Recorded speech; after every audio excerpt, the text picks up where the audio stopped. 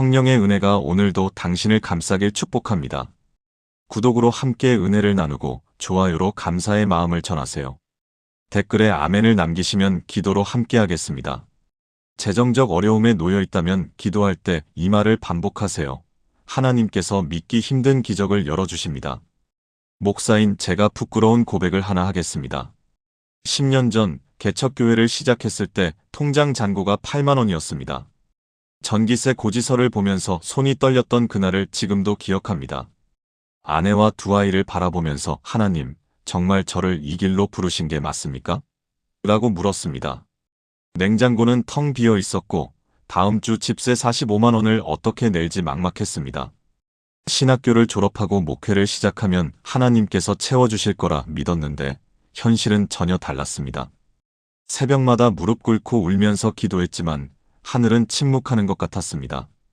그런데 바로 그 주 수요일 오후 3시 한 집사님이 전화를 하셨습니다. 목소리가 떨리고 계셨습니다. 목사님, 오늘 새벽 기도 중에 하나님께서 목사님 생각이 계속 나게 하셔서요.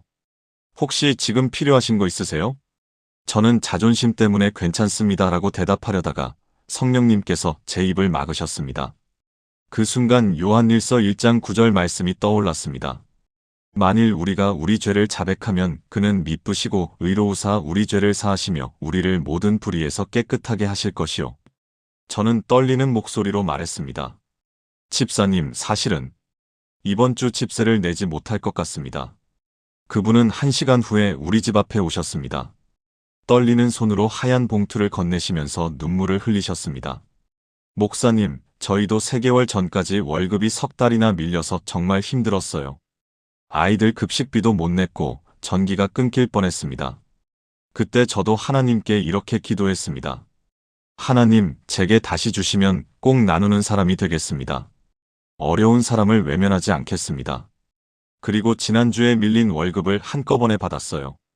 오늘 새벽에 하나님께서 목사님 생각을 계속 나게 하셨습니다. 이 돈은 하나님께서 목사님을 위해 저희에게 맡기신 거예요. 봉투 안에는 정확히 그달 집세 45만 원과 전기세 8만 3천 원, 그리고 장을 볼 수 있는 20만 원이 들어 있었습니다. 73만 3천 원, 한 푼도 더하지도 덜하지도 않은 금액이었습니다. 저는 그날 아내와 함께 무릎 꿇고 1시간 동안 울면서 기도했습니다. 하나님은 침묵하신 게 아니었습니다. 오히려 가장 정확한 타이밍에 가장 완벽한 방법으로 가장 아름다운 통로를 통해 응답하고 계셨던 것입니다. 그날 이후 저는 깊이 깨달았습니다. 재정의 문제는 단순히 돈이 있고 없고의 문제가 아니라는 것을요. 그것은 하나님과의 관계, 믿음의 문제, 그리고 하나님의 경제 원리를 배우는 훈련의 과정이라는 것을 말입니다. 여러분도 지금 그런 시간을 지나고 계신가요? 통장을 보면 한숨이 나오고 카드 대금 문자를 받으면 가슴이 내려앉으시나요? 열심히 일해도 빚은 줄어들지 않고 간절히 기도해도 하늘이 막힌 것 같으신가요? 밤마다 돈 걱정에 잠 못 이루고 가족들 얼굴을 볼 때마다 미안한 마음이 드시나요? 오늘 저는 지난 10년간 목회하면서 직접 경험하고 또 수많은 성도님들이 체험한 재정 기적의 비밀 7가지를 나누고자 합니다. 이것은 단순한 이론이 아닙니다. 실제로 삶을 완전히 변화시킨 하나님께서 직접 열어주신 놀라운 기적들의 생생한 증거입니다. 저는 이 말씀들을 통해 통장 잔고 8만 원에서 지금은 안정적으로 목회하며 선교지도 후원하는 삶을 살게 되었습니다. 준비되셨습니까? 그럼 첫 번째 비밀부터 시작하겠습니다. 많은 분들이 재정 문제로 힘들어하실 때 이런 기도를 하십니다. 하나님, 돈이 필요합니다. 도와주세요. 짧고 간절한 기도입니다. 틀린 기도는 아닙니다. 하지만 하나님은 우리가 단순히 돈을 구하는 것보다 더 깊은 것을 원하십니다. 왜 재정 문제가 생겼는지 그 근본 원인을 먼저 하나님 앞에 솔직히 고백하는 것입니다. 어떤 분은 충동구매와 과소비 때문이고 어떤 분은 사업 실패 때문이며 어떤 분은 가족의 병원비 때문입니다. 어떤 분은 남들에게 잘 보이려는 허영심 때문이고 어떤 분은 정직하지 못한 방법으로 돈을 벌려다 실패했기 때문입니다. 어떤 분은 11조와 헌금을 제대로 드리지 않았기 때문이고 어떤 분은 하나님께 물어보지 않고 큰 결정을 내렸기 때문입니다. 성경은 이렇게 말씀하십니다. 만일 우리가 우리 죄를 자백하면 그는 미쁘시고 의로우사 우리 죄를 사하시며 우리를 모든 불의에서 깨끗하게 하실 것이요. 요한일서 1장 9절. 이 말씀은 단순히 영적인 죄만을 말하는 것이 아닙니다. 우리 삶의 모든 영역, 특히 재정 영역에서의 잘못도 포함됩니다. 요한일서는 사도 요한이 90세가 넘은 노년의 에베소 교회와 소아시아 지역 교회들에게 쓴 편지입니다. 당시 교회 안에는 영지주의라는 거짓 가르침이 퍼져 있었습니다. 그들은 육체는 악하고 영만 중요하다고 가르쳤습니다. 그래서 돈 문제, 물질 문제는 영적인 것이 아니라고 무시했습니다. 하지만 사도 요한은 분명히 말씀하십니다. 우리가 모든 죄를 자백하면 하나님은 미쁘시고 의로우셔서 우리를 모든 불의에서 깨끗하게 하신다고 말입니다. 모든이라는 단어를 주목하십시오. 영적인 죄만이 아니라 재정적인 잘못, 물질적인 탐욕, 경제적인 불애, 돈 관리의 실수까지 포함됩니다. 하나님은 미쁘시고 의로우신 분이십니다. 미쁘다는 것은 신실하다, 믿을만하다는 뜻입니다. 의롭다는 것은 공정하고 정확하다는 뜻입니다. 하나님은 우리의 고백을 들으시고 반드시 응답하시는 신실한 분이시며 우리를 정확하게 회복시키시는 공의로운 분이십니다. 그러므로 우리가 재정 기적을 경험하려면 먼저 하나님 앞에서 정직해야 합니다. 변명하지 말고 숨기지 말고 그대로 고백해야 합니다. 하나님, 제가 이 돈을 쓸 때 주님께 먼저 여쭙지 않았습니다. 용서해 주소서. 하나님, 제가 남들에게 잘 보이려고 분수에 넘치게 썼습니다. 회개합니다. 하나님, 제가 11조를 제대로 드리지 않았습니다. 주님의 것을 도적질했습니다. 하나님, 제가 빚을 내면서 주님께 기도하지 않고 제 판단대로 결정했습니다. 잘못했습니다. 이런 솔직한 고백이 회복의 시작입니다. 제가 아는 김영호 집사님 63세, 대구 거주의 이야기를 나누겠습니다. 그분은 20년간 작은 인쇄소를 운영하셨는데 5년 전부터 디지털 시대로 바뀌면서 매출이 급감했습니다. 직원 월급을 주려고 은행 대출을 받고 대출 이자를 갚으려고 또 대출을 받았습니다. 어느새 빚이 8천만 원까지 늘어났습니다. 밤마다 불안해서 잠을 못 이루고 새벽마다 하나님, 돈이 필요합니다. 돈만 주시면 다 해결됩니다라고 기도했습니다. 하지만 상황은 더 악화되기만 했습니다. 그러다 작년 2월 한 부흥회에 참석하셨습니다. 강사 목사님이 요한일서 1장 9절 말씀을 전하면서 이렇게 말씀하셨습니다. 재정 문제가 해결되지 않는 이유는 하나님께 돈을 달라고만 하고 왜 그 문제가 생겼는지 근본 원인을 고백하지 않기 때문입니다. 그 말씀이 김 집사님의 가슴을 찔렀습니다. 그날 밤 집에 돌아와서 하나님 앞에 무릎 꿇었습니다. 그리고 처음으로 정직하게 고백했습니다. 하나님, 제가 사업이 잘 될 때 교만했습니다. 주님이 주신 것을 제 능력으로 번 줄 알았습니다. 11조도 이 정도면 됐지 하면서 대충 드렸습니다. 직원들에게 일요일에도 일하라고 강요했습니다. 돈이 가장 중요한 우상이었습니다. 용서해 주소서. 그분은 1시간 동안 울면서 회개했습니다. 그리고 결단했습니다. 하나님, 이제부터 정확히 11조 드리겠습니다. 일요일은 쉬겠습니다. 주님께 먼저 여쭙고 사업하겠습니다. 놀라운 일이 일어났습니다. 2주 후에 10년 전에 거래했던 회사에서 갑자기 전화가 왔습니다. 사장님, 우리 회사가 창립 50주년 기념 책자를 만들려고 하는데 예전에 사장님이 인수해 주신 품질이 기억나서 연락드렸습니다.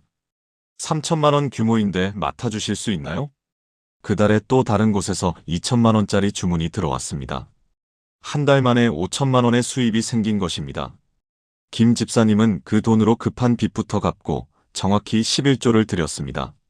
그리고 지금은 빚을 완전히 청산하고 오히려 선교 후원도 하고 계십니다. 그분이 제게 이렇게 간증하셨습니다. 목사님, 하나님은 제가 돈을 달라고 할 때는 안 주셨어요. 제가 먼저 솔직히 고백하고 회개했을 때 그때부터 문이 열리기 시작했어요. 하나님은 돈보다 제 마음을 원하셨던 거예요. 바로 이것입니다. 하나님은 우리의 재정을 회복시키기 전에 먼저 우리의 마음을 회복시키기 원하십니다. 그러니 여러분, 지금 이 순간 하나님 앞에 솔직히 고백하십시오. 왜 재정 문제가 생겼는지, 무엇을 잘못했는지, 어디서부터 빗나가기 시작했는지 정직하게 말씀드리십시오. 변명하지 마십시오. 합리화하지 마십시오. 그냥 있는 그대로 고백하십시오. 그러면 하나님께서 미쁘시고 의로우셔서 여러분을 모든 불의에서 깨끗하게 하실 것입니다. 그것이 재정 기적의 첫 번째 열쇠입니다. 사랑하는 여러분, 지금 저와 함께 이렇게 기도해 보시겠습니까? 하나님 아버지, 오늘 제 재정 문제의 근본 원인을 주님 앞에 솔직히 고백합니다. 제가 주님보다 돈을 더 사랑했던 것을 고백합니다. 제가 주님께 먼저 여쭙지 않고 제 판단대로 결정했던 것을 회개합니다. 주님의 것을 제대로 드리지 않았던 불순종을 용서해 주소서. 하나님, 주님은 미쁘시고 의로우신 분이십니다. 저의 모든 불의를 깨끗하게 하여 주시고 재정을 회복시켜 주소서. 이제부터 주님의 방법대로 살겠습니다. 예수님의 이름으로 기도합니다. 아멘. 이 기도를 진심으로 드렸다면 여러분의 재정 회복이 지금 이 순간부터 시작된 것입니다. 두 번째 재정 기적의 비밀은 바로 선포입니다. 단순히 기도로 구하는 것을 넘어서 하나님의 약속을 입으로 선포하는 것입니다. 많은 분들이 재정 문제로 고통받으면서 이렇게 말합니다. 돈이 없어. 나는 항상 가난해. 우리 집은 원래 이래. 다 끝났어. 여러분, 우리가 입으로 무엇을 말하느냐가 정말 중요합니다.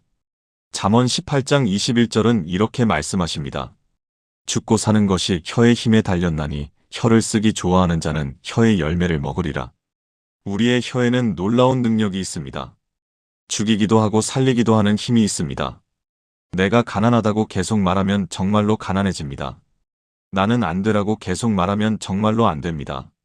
왜냐하면 우리의 말이 우리의 생각을 지배하고 우리의 생각이 우리의 행동을 만들고 우리의 행동이 우리의 운명을 결정하기 때문입니다.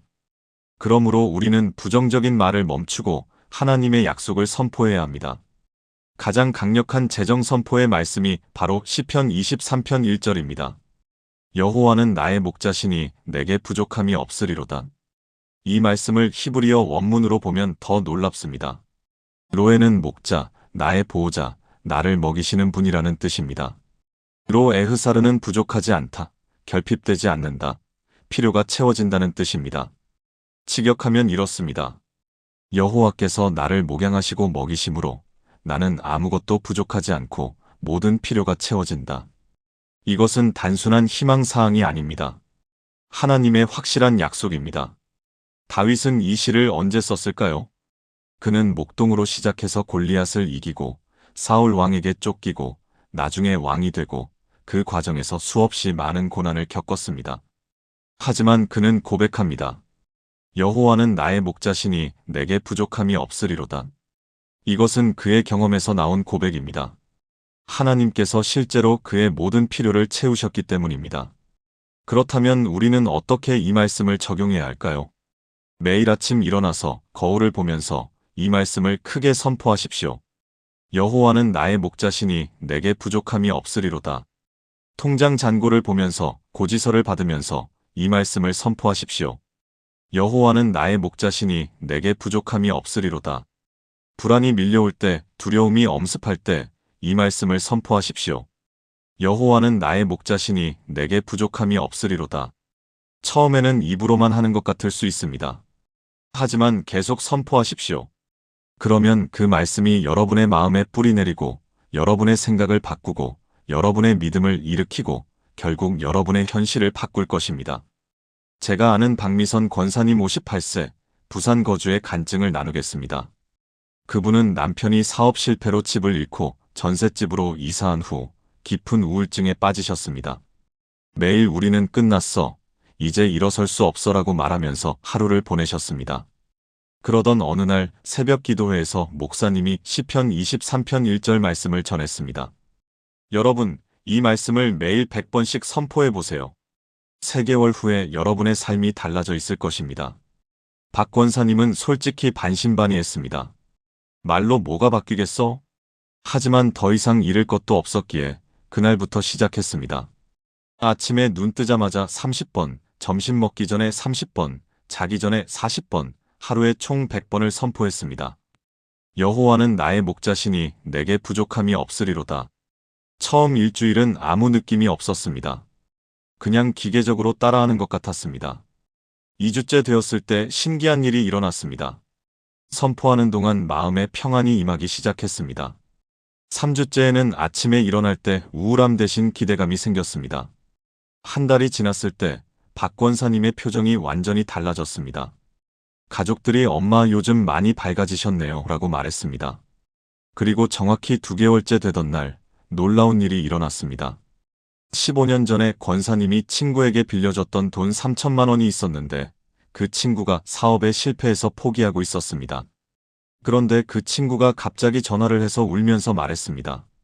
언니, 나 작년에 복권 당첨됐어. 그동안 미안했어. 이제 내가 빌린 돈 다 갚을게. 이자까지 쳐서 5천만 원 줄게.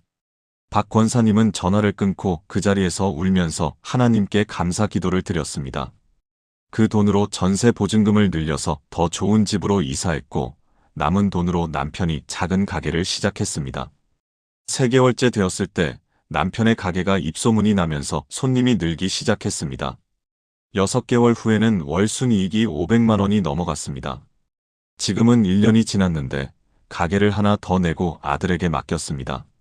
박 권사님은 지금도 매일 아침 시편 23편 1절을 선포하신다고 합니다.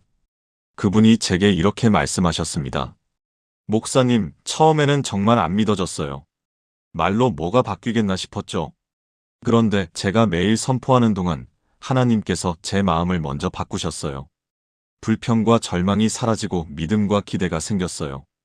그러니까 하나님께서 문을 여시기 시작하신 거예요. 여러분, 이것이 선포의 능력입니다. 우리가 하나님의 약속을 입으로 선포할 때 그 말씀이 우리 안에서 살아 역사합니다.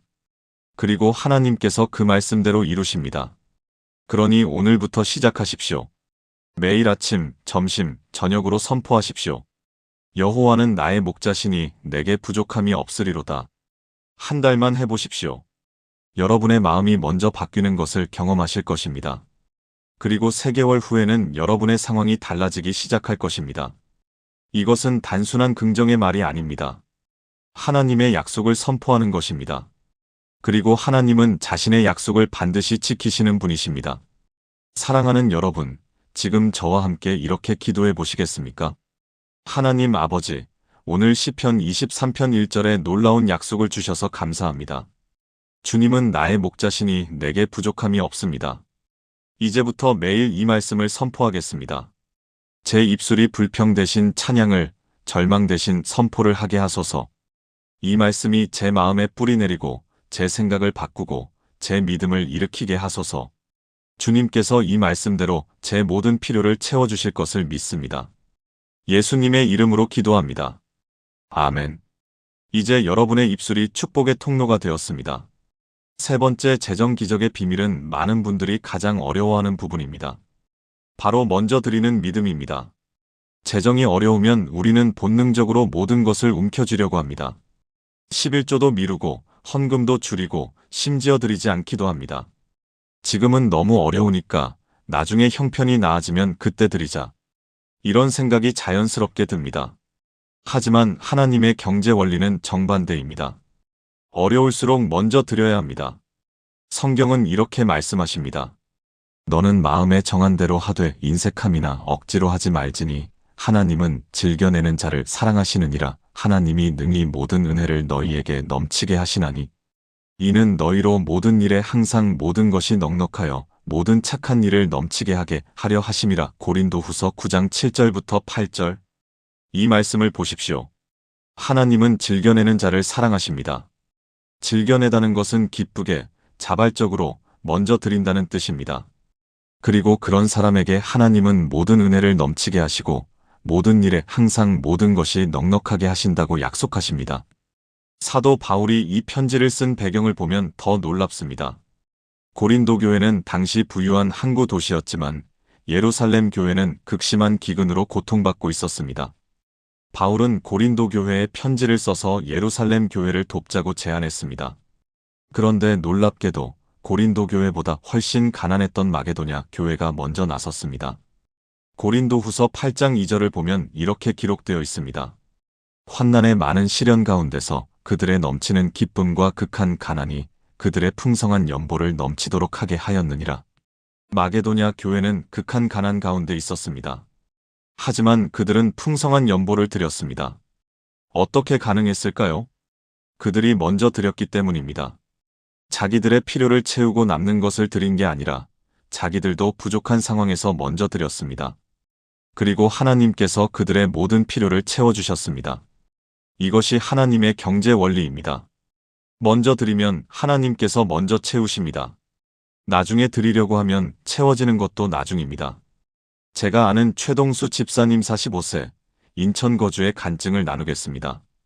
그분은 작은 치킨집을 운영하시는데 2년 전에 코로나19로 장사가 안 되어서 월세도 밀리고 대출 이자도 못 내는 상황이었습니다. 통장 잔고가 15만 원밖에 남지 않았습니다. 다음 주에 월세 70만 원을 내야 하는데 방법이 없었습니다.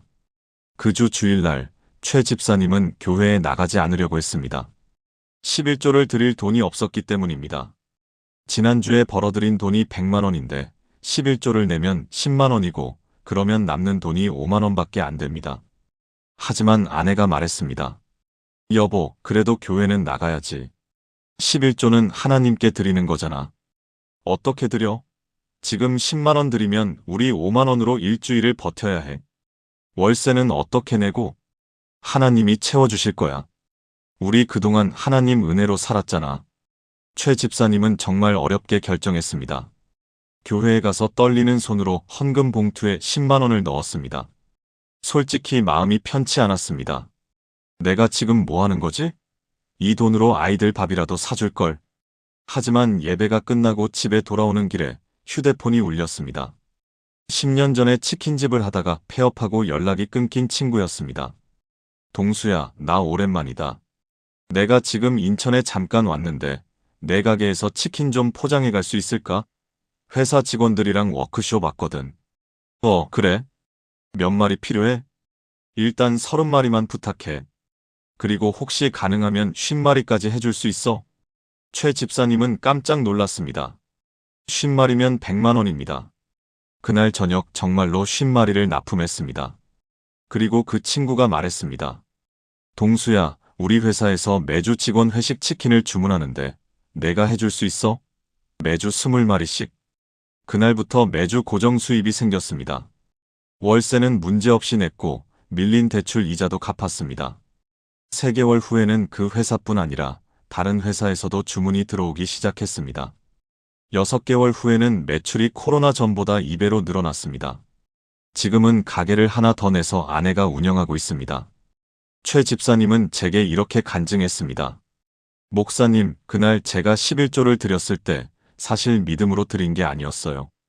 거의 강제로 아내 눈치 보느라 드렸어요. 그런데 하나님은 제 마음이 아니라 제 순종을 보셨나 봐요. 그날 오후에 바로 응답이 왔어요. 그 이후로 저는 절대로 11조를 놓치지 않습니다. 이제는 감사 헌금도 드립니다. 오히려 드릴수록 더 채워지는 게 신기해요. 여러분, 이것이 하나님의 경제 원리입니다. 먼저 드리면 하나님께서 먼저 채우십니다. 말라기 3장 10절 말씀을 기억하십니까?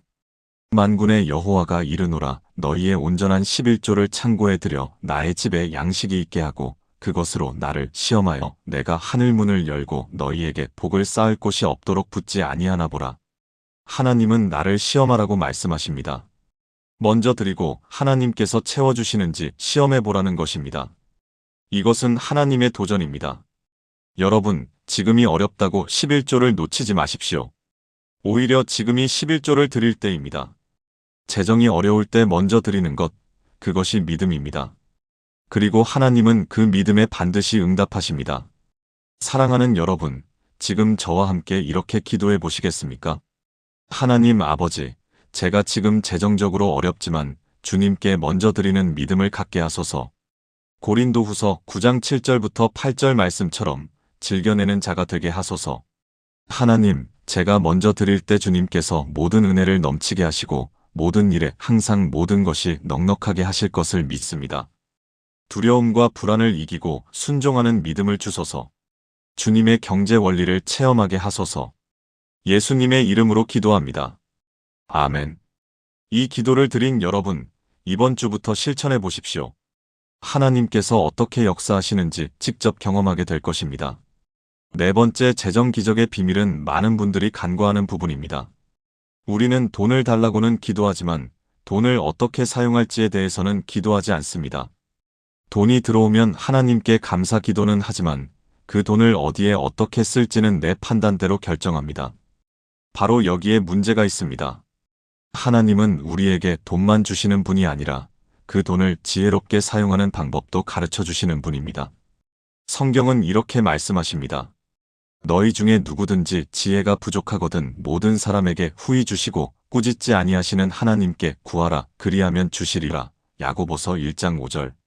지혜라는 단어는 히브리어로 호크마, 헬라어로 소피아인데 단순히 지식이 아니라 올바른 판단력, 실제적인 적용 능력을 의미합니다. 특히 재정 영역에서 지혜가 필요합니다. 언제 사야 하고 언제 사지 말아야 하는지, 어디에 투자해야 하고 어떻게 저축해야 하는지, 어떤 지출을 줄여야 하는지에 대한 구체적인 지혜 말입니다. 야고보서는 예루살렘 교회 감독이었던 야고보가 흩어진 유대인 그리스도인들에게 쓴 편지입니다.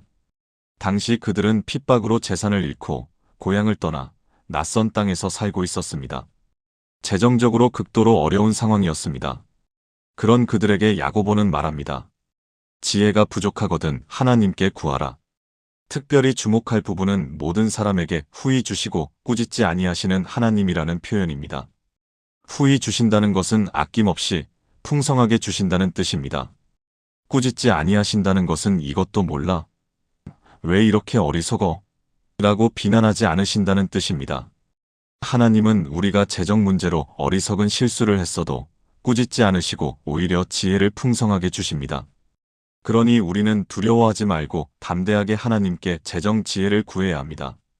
하나님, 이 돈을 어떻게 써야 합니까? 하나님, 이것을 사야 합니까? 말아야 합니까?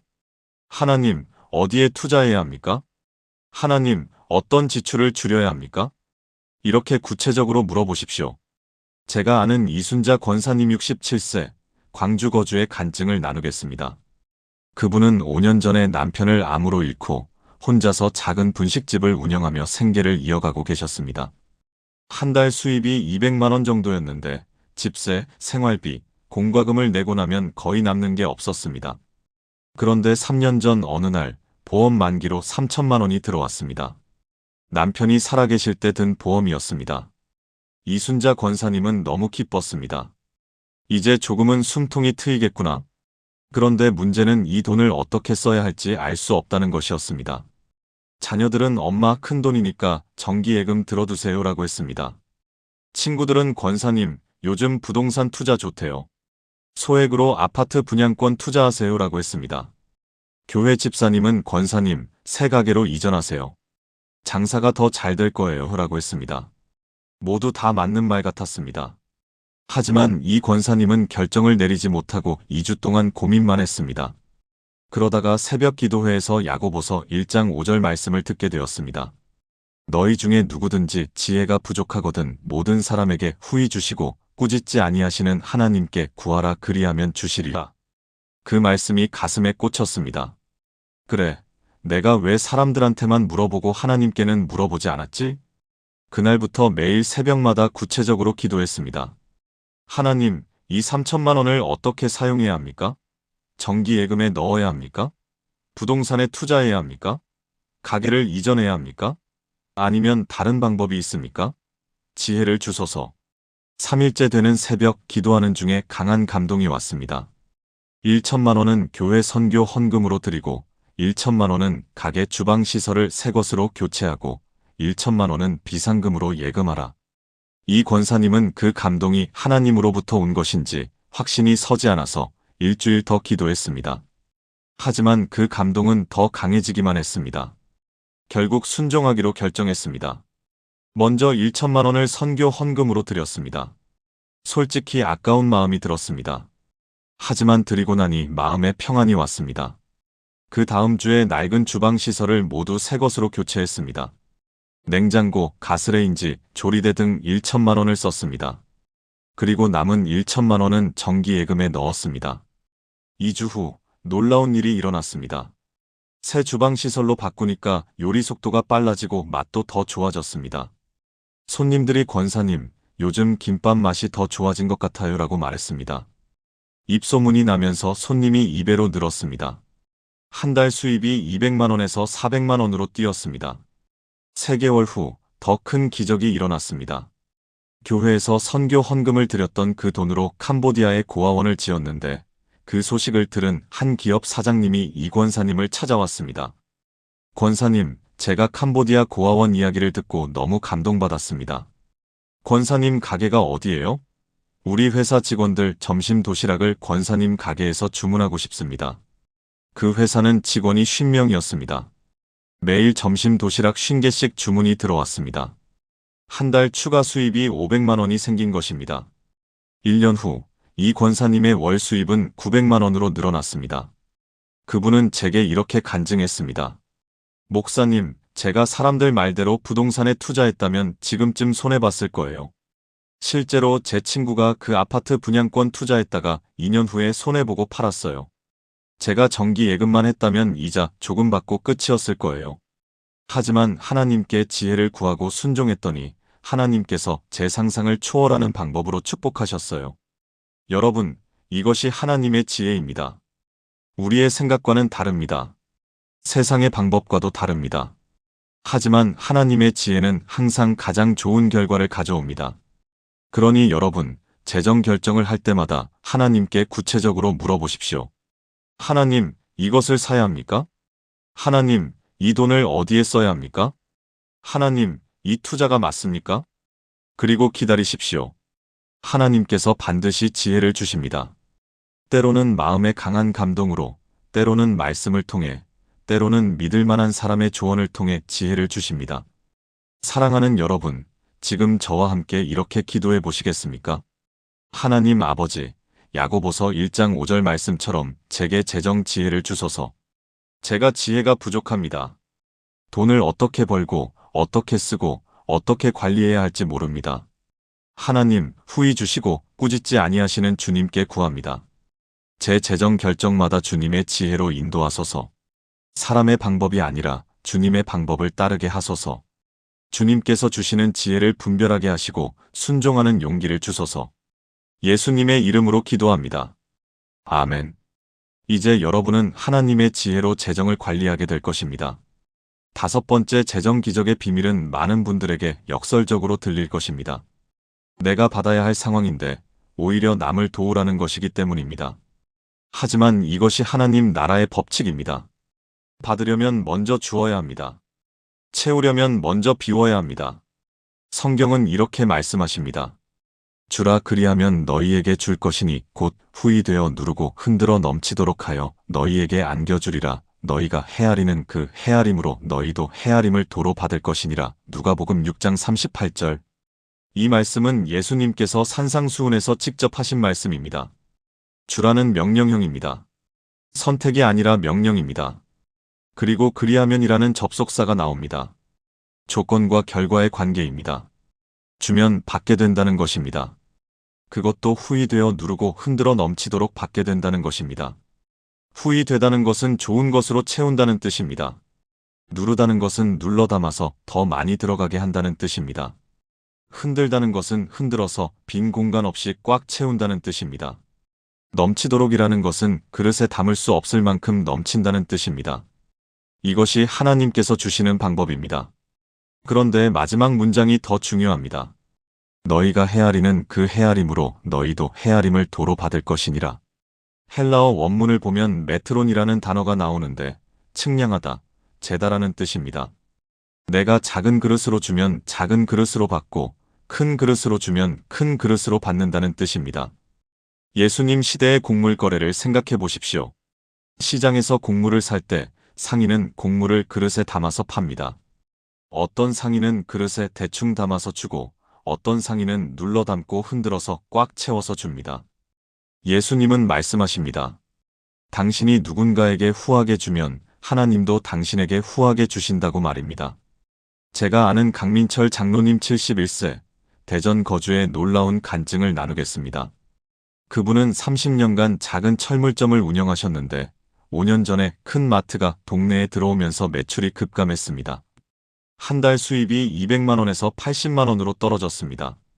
가게 월세 50만 원을 내고 나면 생활비로 30만 원밖에 남지 않았습니다. 부인과 함께 빵과 라면으로 끼니를 때우는 날이 많았습니다. 그런데 어느 날 새벽 강 장로님은 교회에서 집으로 돌아오는 길에 한 할머니를 만났습니다. 80대로 보이는 그 할머니는 길거리에 앉아서 폐지를 주우시다가 어지러워서 쓰러지셨습니다.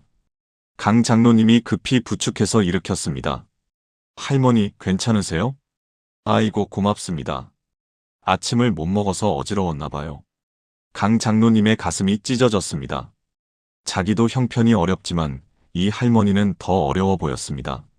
그 순간 누가복음 6장 38절 말씀이 떠올랐습니다. 주라 그리하면 너희에게 줄 것이니. 강 장로님은 주머니에 있던 마지막 돈 3만 원을 꺼내서 할머니 손에 쥐어드렸습니다. 할머니, 이거 받으세요. 아침 드시고 힘내세요. 아이고, 이걸 어떻게 받아요? 젊은 사람도 힘든데. 괜찮습니다. 하나님께서 제게 주신 것 중에 할머니 것이에요. 그날 저녁 강 장로님 부부는 집에 라면도 없어서 굶었습니다. 하지만 마음은 이상하게 평안했습니다. 다음 날 아침 놀라운 일이 일어났습니다. 25년 전에 강 장로님이 도와줬던 한 청년이 가게로 찾아왔습니다. 그 청년은 가난해서 대학 등록금을 못 내고 있을 때 강 장로님이 200만 원을 빌려줬었는데 갚지 못하고 연락이 끊겼습니다. 장로님, 정말 오랜만입니다. 25년 만에 찾아뵙니다. 죄송합니다. 그때 빌린 돈 이제야 갚으러 왔습니다. 그는 봉투를 내밀었습니다. 안에는 500만 원이 들어 있었습니다. 이게 뭡니까? 200만 원인데 왜 이렇게 많습니까? 장로님, 그때 그 돈이 제 인생을 바꿨습니다. 덕분에 대학을 졸업하고 직장을 잡고 지금은 제 사업을 하고 있습니다. 25년 동안 이자를 쳐도 이것밖에 안 됩니다. 받아주세요. 강 장로님은 그 자리에서 울었습니다. 어제 3만 원을 주고 오늘 500만 원을 받은 것입니다. 하지만 기적은 거기서 끝나지 않았습니다. 일주일 후 그 청년이 다시 찾아왔습니다. 장로님, 제가 건설 자재 사업을 하는데 철물 납품업체가 필요합니다. 장로님 가게에서 우리 회사에 철물을 납품해 주실 수 있으세요? 한 달에 3천만 원 정도 규모입니다. 강 장로님은 깜짝 놀랐습니다. 한 달에 80만 원 버는 가게에서 3천만 원짜리 계약이 들어온 것입니다. 그날부터 강 장로님의 가게는 완전히 달라졌습니다. 매달 안정적인 수입이 생기고 다른 건설 회사에서도 주문이 들어오기 시작했습니다. 1년 후 강 장로님은 가게를 확장하고 직원도 2명 고용했습니다. 지금은 한 달에 2천만 원을 버는 사업체가 되었습니다. 그분은 제게 이렇게 간증했습니다. 목사님, 그날 할머니께 3만 원을 드렸을 때 사실 제 마지막 돈이었어요. 집에 가면 먹을 것도 없었어요. 하지만 주라는 말씀이 너무 강하게 다가와서 순종했어요. 그런데 하나님께서 하루 만에 500만 원으로 갚아주시고 일주일 만에 3천만 원짜리 계약으로 갚아주셨어요. 하나님의 산수는 정말 다릅니다. 3만 원이 3천만 원이 되었어요. 여러분, 이것이 하나님의 법칙입니다. 주면 받게 됩니다. 그것도 넘치도록 받게 됩니다. 지금 여러분이 재정적으로 어렵다고 해서 아무것도 주지 않으면 하나님도 주실 수 없습니다. 하지만 어려운 중에도 다른 사람을 돕는 손길이 되면 하나님께서 여러분을 도우실 수 있습니다. 꼭 큰 것을 줄 필요는 없습니다. 작은 것이라도 좋습니다. 어려운 이웃에게 밥 한 끼, 어려운 선교지에 10,000원, 교회 구제비에 조금, 노숙자에게 빵 하나. 무엇이든 줄 수 있는 것을 주십시오. 그러면 하나님께서 여러분에게 후이 되어 누르고 흔들어 넘치도록 주실 것입니다. 사랑하는 여러분, 지금 저와 함께 이렇게 기도해 보시겠습니까? 하나님 아버지, 누가복음 6장 38절 말씀을 붙잡습니다. 제가 비록 적지만 다른 사람을 돕는 손길이 되게 하소서. 주면 받게 된다는 주님의 약속을 믿습니다. 제가 줄 때 인색하지 않게 하시고 후하게 주는 마음을 주소서. 하나님, 제가 작은 그릇으로 주지 않고 큰 그릇으로 주게 하소서. 그리하여 주님께서 후이 되어 누르고 흔들어 넘치도록 제게 부어주소서. 예수님의 이름으로 기도합니다. 아멘. 이제 여러분은 주는 자의 복을 경험하게 될 것입니다. 6번째 재정 기적의 비밀은 더욱 구체적인 약속의 말씀을 붙잡는 것입니다. 우리는 지금까지 고백하고 선포하고 드리고 지혜를 구하고 나누는 것을 배웠습니다. 이제는 하나님의 가장 강력한 재정 약속을 날마다 고백해야 합니다. 성경은 이렇게 말씀하십니다. 내 하나님이 그리스도 예수 안에서 영광 가운데 그 풍성함을 따라 너희 모든 쓸 것을 채우시리라. 빌립보서 4장 19절. 이 말씀은 사도 바울이 감옥에 갇혀 있을 때 빌립보 교회에 보낸 편지입니다. 빌립보 교회는 바울에게 헌금을 보냈고 바울은 감사하면서 이 약속의 말씀을 선포했습니다. 이 말씀을 자세히 살펴보십시오. 내 하나님이라고 했습니다. 단순히 하나님이 아니라 내 하나님입니다. 이것은 개인적인 관계를 의미합니다. 여러분의 하나님, 나의 하나님, 우리 각자의 하나님이십니다. 그리스도 예수 안에서라고 했습니다. 이것은 예수님을 통해서 예수님으로 말미암아라는 뜻입니다. 우리가 예수님을 믿기 때문에 이 약속이 우리 것이 됩니다. 영광 가운데라고 했습니다. 헬라어로 독사인데 하나님의 위엄, 하나님의 능력, 하나님의 영광스러운 방법으로라는 뜻입니다. 하나님은 초라하게 주시지 않고 영광스럽게 주십니다. 그 풍성함을 따라라고 했습니다. 헬라어로 플루토스인데 풍부함, 넘침, 무한한 자원이라는 뜻입니다. 하나님의 창고는 무한합니다. 하나님의 자원은 마르지 않습니다. 너희 모든 쓸 것을이라고 했습니다. 헬라어로 파산 크레이안인데 모든 필요, 모든 부족함이라는 뜻입니다. 하나만이 아니라 모든 것입니다. 채우시리라라고 했습니다. 헬라어로 플레로우인데 완전히 채우다, 꽉 채우다, 만족시키다라는 뜻입니다. 미래형입니다. 반드시 채우실 것이라는 확실한 약속입니다. 이 말씀을 종합하면 이렇습니다. 나와 개인적 관계에 있는 하나님께서 예수 그리스도를 믿는 나를 위하여 하나님의 영광스러운 방법으로 하나님의 무한한 자원을 가지고 나의 모든 필요를 완전히 채우실 것이다. 이것이 하나님의 약속입니다. 여러분, 이 약속을 믿으십니까? 제가 아는 윤정혜 집사님 52세, 울산 거주의 간증을 나누겠습니다. 그분은 2년 전에 남편이 교통사고로 장애인이 되어서 혼자 생계를 책임져야 했습니다. 간호조무사로 일하면서 한 달에 180만 원을 벌었는데 남편 병원비와 재활치료비로 매달 100만 원이 나갔습니다. 남은 80만 원으로 집세, 생활비, 아이 학원비를 내야 했습니다. 아무리 계산해도 답이 나오지 않았습니다. 매일 밤 잠들기 전에 계산기를 두드리며 울었습니다. 하나님, 도대체 어떻게 살아야 합니까? 그러던 어느 날 교회 신방을 온 목사님이 윤 집사님에게 빌립보서 4장 19절 말씀을 써서 주셨습니다. 집사님, 이 말씀을 매일 아침 10번씩 고백하세요. 하나님께서 반드시 채우십니다. 윤 집사님은 그날부터 시작했습니다. 매일 아침 6시에 일어나서 이 말씀을 10번 큰 소리로 고백했습니다. 내 하나님이 그리스도 예수 안에서 영광 가운데 그 풍성함을 따라 나의 모든 쓸 것을 채우시리라.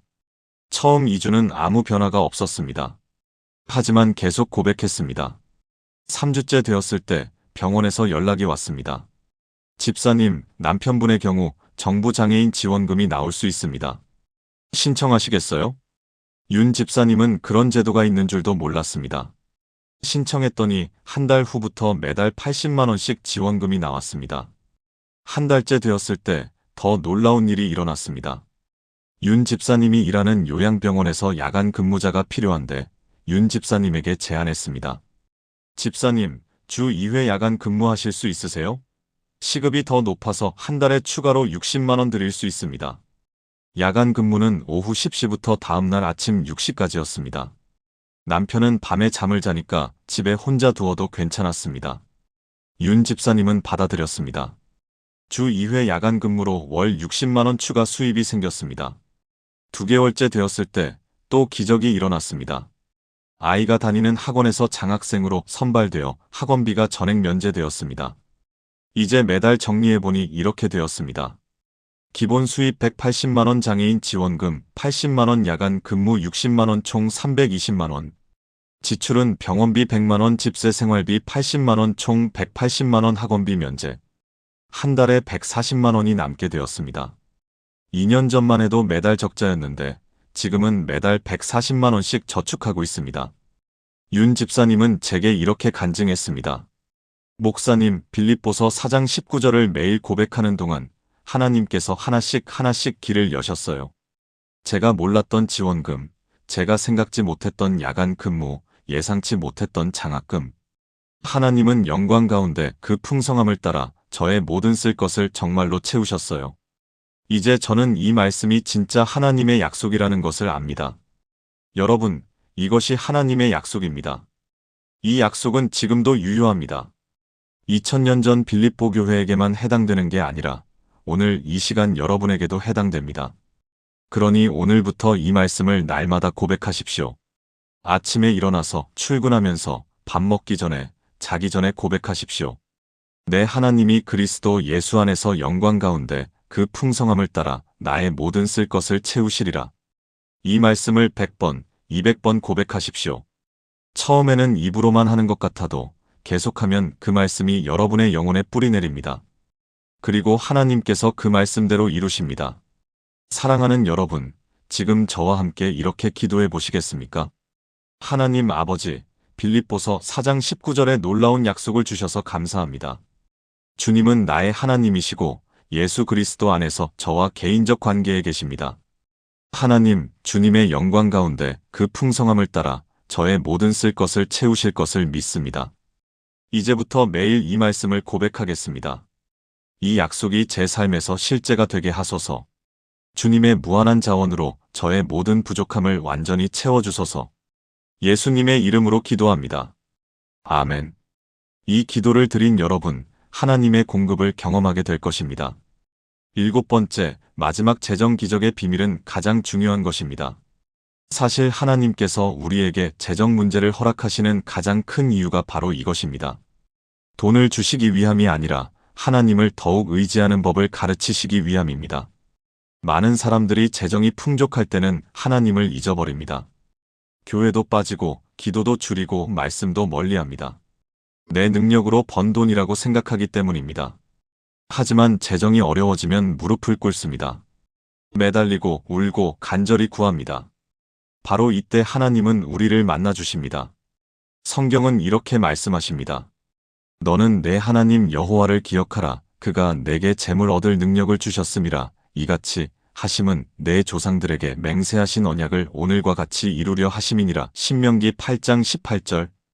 이 말씀은 모세가 광야 40년을 마치고 가나안 땅에 들어가기 직전에 이스라엘 백성에게 한 마지막 설교 중 하나입니다. 모세는 경고합니다. 가나안 땅에 들어가서 풍족하게 되면 하나님을 잊어버릴 수 있다. 하지만 기억하라. 재물 얻을 능력을 주신 분은 하나님이시다. 재물 얻을 능력이라는 표현을 주목하십시오. 하나님은 우리에게 재물 자체를 주시기도 하지만 더 중요한 것은 재물 얻을 능력을 주신다는 것입니다. 능력은 히브리어로 코아흐인데 힘, 권능, 역량이라는 뜻입니다. 일할 수 있는 건강, 생각할 수 있는 지혜, 일자리를 얻는 기회, 사업 아이디어, 좋은 인연 등 모든 것이 하나님이 주신 능력입니다. 그러므로 우리가 재정 문제로 어려울 때 단순히 돈만 구할 것이 아니라 하나님을 더욱 의지하는 법을 배워야 합니다. 하나님, 제게 능력을 주소서. 하나님, 제게 지혜를 주소서.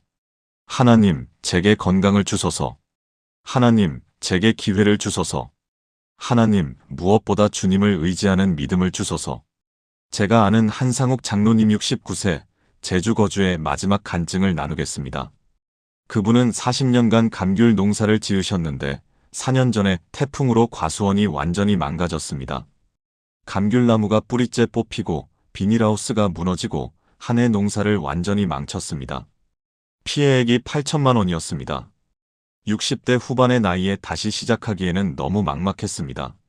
한 장로님은 그날 밤 과수원에 홀로 앉아서 하늘을 보며 울었습니다. 하나님, 40년 동안 열심히 일했습니다. 11조도 빠짐없이 드렸습니다. 헌금도 많이 했습니다.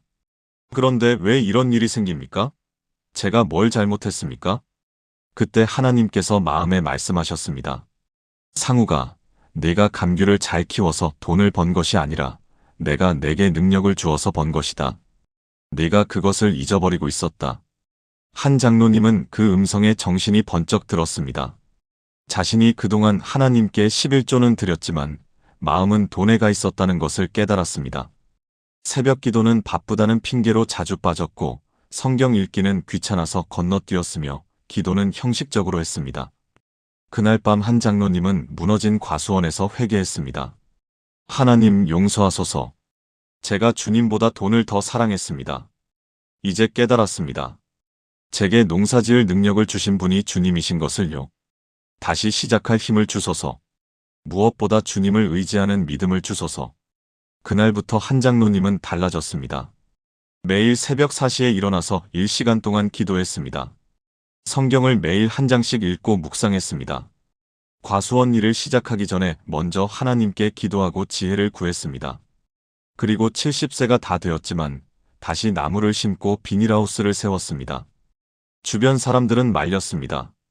장로님, 나이도 있으신데 이제 그만하시고 쉬세요. 하지만 한 장로님은 믿음이 생겼습니다. 하나님께서 능력을 주시면 나이는 문제가 아니다. 놀라운 일이 일어났습니다. 첫 해에는 수확이 적었지만 품질이 아주 좋았습니다. 한 장로님이 매일 기도하면서 농사를 지으니까 정성이 다르게 들어갔습니다. 입소문이 났고 유기농 감귤을 원하는 소비자들이 직접 주문했습니다. 가격이 일반 감귤보다 2배 높았지만 모두 팔렸습니다. 2년째 되었을 때 한 대형마트에서 납품 제안이 왔습니다. 장로님, 유기농 감귤로 계약 재배하시겠어요? 3년 계약으로 매년 5천만 원씩 보장해드립니다. 한 장로님은 그 자리에서 감사 기도를 드렸습니다. 3년째 되었을 때 정부에서 유기농 우수 농가로 선정되어 3천만 원 지원금을 받았습니다. 지금은 4년째인데 태풍 전보다 수입이 2배로 늘었습니다. 무엇보다 중요한 것은 한 장로님의 신앙이 완전히 달라졌다는 것입니다. 지금도 매일 새벽 4시에 일어나서 기도하고 성경을 읽고 하나님과 교제합니다. 그분은 제게 이렇게 간증했습니다. 목사님, 4년 전 그 태풍이 제게 가장 큰 축복이었어요. 만약 그 일이 없었다면 저는 평생 하나님보다 돈을 더 사랑하며 살았을 거예요. 하지만 모든 것을 잃었을 때 하나님만 남으셨어요. 그때 깨달았습니다. 재물 얻을 능력을 주시는 분이 하나님이시다는 것을요. 지금 제가 버는 돈은 전보다 많지만 돈이 제 우상이 아닙니다. 하나님이 제 전부입니다. 여러분, 이것이 재정 기적의 마지막 비밀입니다. 하나님은 우리에게 돈을 주시려고 재정 문제를 허락하신 것이 아닙니다. 하나님을 더욱 의지하는 법을 가르치시려고 허락하신 것입니다. 재정 문제를 통해 하나님을 만나고 하나님을 의지하고 하나님과 더 깊은 관계를 맺는 것, 그것이 가장 큰 축복입니다. 그리고 그런 사람에게 하나님은 재물도 주시고 능력도 주시고 모든 것을 더하여 주십니다. 그러니 여러분, 지금의 재정 어려움을 원망하지 마십시오. 오히려 하나님을 더 깊이 만날 수 있는 기회로 여기십시오. 이 시간을 통해 하나님을 더욱 의지하는 법을 배우십시오. 그러면 재정 문제도 해결되고 무엇보다 하나님과의 관계가 회복되는 놀라운 축복을 경험하게 될 것입니다. 사랑하는 여러분, 지금 저와 함께 이렇게 기도해 보시겠습니까? 하나님 아버지, 신명기 8장 18절 말씀을 붙잡습니다. 주님께서 제게 재물 얻을 능력을 주셨음을 고백합니다. 제가 그동안 주님을 잊고 제 능력을 의지했던 것을 회개합니다. 이제 재정 문제를 통해 주님을 더욱 의지하는 법을 배우게 하소서.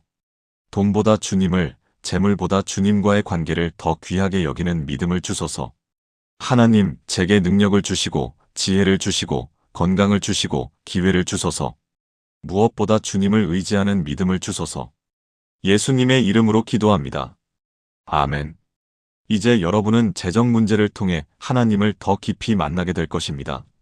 사랑하는 여러분, 지금까지 나눈 7가지 재정 기적의 비밀을 하나의 기도로 드리겠습니다. 저와 함께 기도하시겠습니까? 전능하신 하나님 아버지, 오늘 이 시간 주신 재정 기적의 7가지 비밀을 감사드립니다.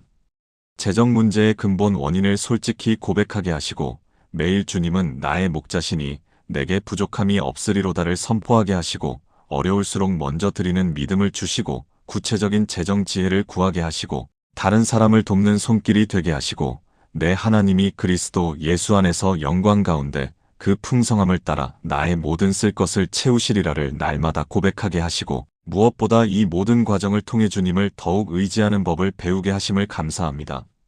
하나님 아버지, 저는 오늘 고백합니다. 제 재정 문제의 원인이 무엇이든 지금 주님 앞에 솔직히 내려놓습니다. 요한일서 1장 9절 말씀처럼 주님은 미쁘시고 의로우셔서 저를 모든 불의에서 깨끗하게 하실 것을 믿습니다.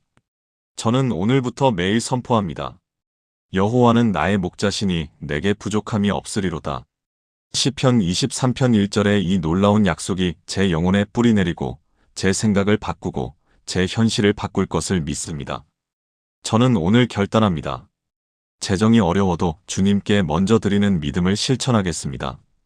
고린도후서 9장 7절부터 8절 말씀처럼 즐겨내는 자가 되어 주님께서 모든 은혜를 넉넉히 부어주시는 것을 경험하겠습니다. 저는 오늘부터 구합니다. 야고보서 1장 5절 말씀처럼 재정 사용의 모든 결정마다 주님께 지혜를 구하겠습니다.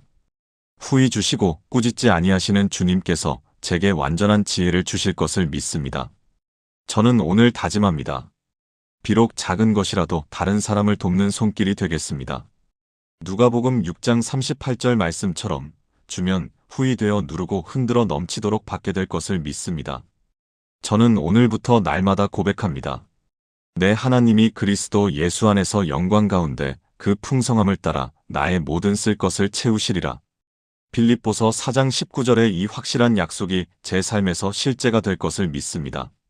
저는 오늘 깨닫습니다. 신명기 8장 18절 말씀처럼 재물 얻을 능력을 주시는 분은 오직 주님이심을 고백합니다. 이 재정 문제를 통해 주님을 더욱 의지하는 법을 배우게 하소서.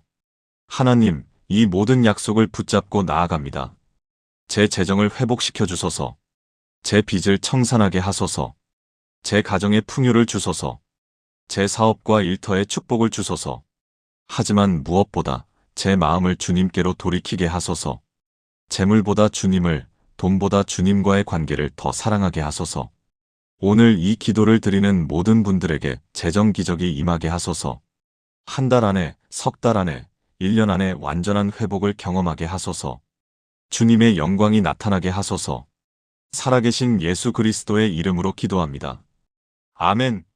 사랑하는 여러분, 지금까지 재정적 어려움 가운데 놓인 우리가 기도할 때 반복해야 할 7가지 비밀을 나누었습니다. 첫째, 재정 문제의 근본 원인을 하나님 앞에 솔직히 고백하는 것. 둘째, 주님이 나의 목자시니 내게 부족함이 없으리로다를 매일 선포하는 것. 셋째, 재정이 어려울수록 먼저 드리는 믿음을 실천하는 것. 넷째, 재정 사용에 대해 하나님께 구체적으로 지혜를 구하는 것. 다섯째, 다른 사람을 돕는 손길이 되었을 때 하나님의 공급이 시작된다는 것. 여섯째, 내 하나님이 그리스도 예수 안에서 영광 가운데 그 풍성함을 따라 너희 모든 쓸 것을 채우시리라를 날마다 고백하는 것. 일곱째, 재정 문제를 통해 하나님을 더욱 의지하는 법을 배우는 것. 이 7가지는 단순한 이론이 아닙니다. 실제로 수많은 사람들이 경험한 하나님께서 직접 열어주신 재정 기적의 증거들입니다. 여러분도 오늘부터 이 7가지를 실천해 보십시오. 하루아침에 모든 것이 바뀌지는 않을 수 있습니다.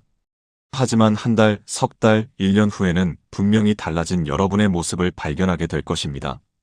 무엇보다 중요한 것은 이 모든 과정을 통해 하나님을 더 깊이 만나게 된다는 것입니다. 재정 기적은 돈이 생기는 것만이 아닙니다. 하나님과의 관계가 회복되는 것, 그것이 가장 큰 기적입니다. 오늘 이 말씀이 여러분의 마음에 깊이 새겨지기를 바랍니다. 그리고 실천하는 용기를 내시기 바랍니다. 하나님은 여러분을 사랑하십니다. 하나님은 여러분의 재정 문제를 아십니다. 하나님은 반드시 여러분의 모든 필요를 채우실 것입니다. 이 말씀이 여러분에게 위로가 되고 희망이 되고 실제적인 도움이 되기를 간절히 기도합니다. 오늘 나눈 내용이 은혜가 되셨다면, 여러분도 재정 문제로 고통받고 있는 분이라면 좋아요 버튼을 눌러주시고 아래 댓글에 재정 회복을 믿습니다라고 고백해주세요. 여러분의 고백이 여러분의 믿음을 더욱 굳건하게 할 것입니다. 그리고 이 말씀이 필요한 다른 분들에게도 공유해주시면 감사하겠습니다. 더 많은 분들이 함께 하나님의 재정 기적을 경험하기를 소망합니다. 하나님의 풍성한 은혜와 축복이 여러분의 가정과 삶에 넘치기를 기도합니다.